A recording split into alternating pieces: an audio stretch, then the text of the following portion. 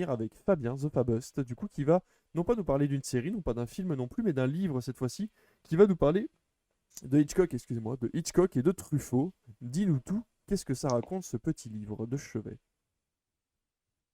Alors, Hitchcock Truffaut, publié en 1966 aux éditions Robert Laffont. Il a été republié en 83 chez Ramsay. En définitive édition, c'est un livre, qui a un principe très simple.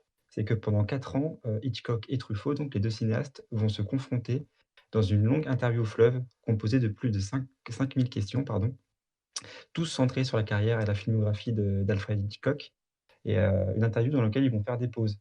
Ils vont poser des questions pendant plusieurs jours, ils vont vivre un petit peu ensemble, puis chacun va ensuite retourner à son métier, tourner ses films, repartir sur, Truffaut va refaire des critiques de cinéma puisque c'est le début du projet du livre. Il n'était pas encore le cinéaste qu'on connaît maintenant et ils vont se retrouver des mois, des années parfois plus tard avec, des visions qui ont un petit peu changé, avec, des nouveaux films qui ont marqué aussi le monde du cinéma entre-temps.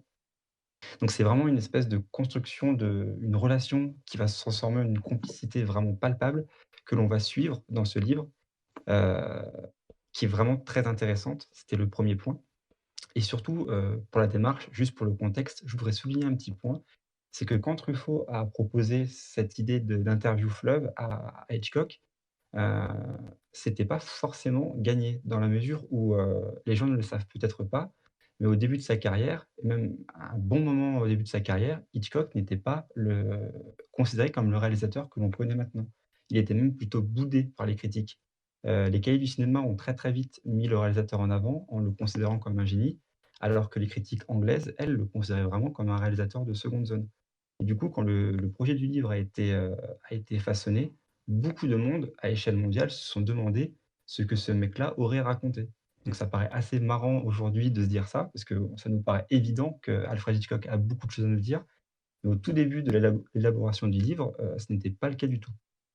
Donc du D'accord. coup, sur le fond, c'est ça, c'est plus de 5 000 questions. Ça va retracer l'intégralité de la filmographie très impressionnante, de Hitchcock.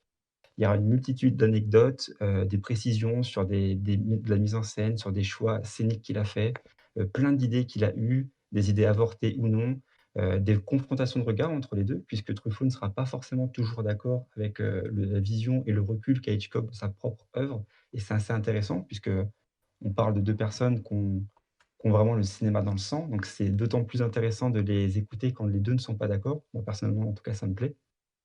Et sur le fond, sur la forme du coup, on a un livre extrêmement facile à lire. Si j'ai choisi ce livre, parce qu'on n'en avait encore jamais parlé, de livres dans les recommandations, c'est que je considère vraiment que pour celui qui veut, se lancer pour la première fois dans la lecture d'un livre sur le cinéma, bah, c'est le plus simple puisqu'on ne lit pas, quelqu'un qui fait une grande analyse, un grand texte, c'est vraiment des questions et des réponses. C'est des gens qui se renvoient la balle, des gens qui sont passionnés par ce qu'ils disent et qui du coup rendent leurs propos tout aussi passionnants. Et ça nous permet de façon très simple de de parler de techniques de mise en scène qui, elles, de base, sont très complexes. Moi, Hitchcock m'a fait comprendre des choses, je l'ai lu, je crois, il y a peut-être 3 ans, si je ne me trompe pas. Il m'a fait comprendre des choses que maintenant je vois automatiquement quand je regarde des films.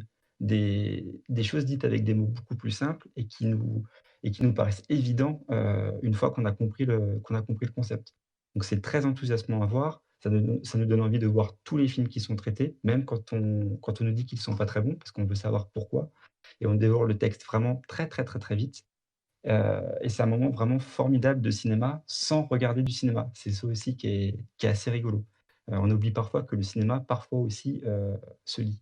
Je voudrais juste aussi finir sur ce livre pour dire qu'il y a un film documentaire qui est sorti, Hitchcock Truffaut, qui est sorti il y a quelques années. Alors il n'est pas aussi mémorable que le livre en lui-même, mais pour tous ceux qui ont apprécié ou apprécieront, la lecture du livre, ça peut être une manière de rester un petit peu plus dans cette aventure qui est, Hitchcock Truffaut alias le Hitchcock. Voilà pour moi.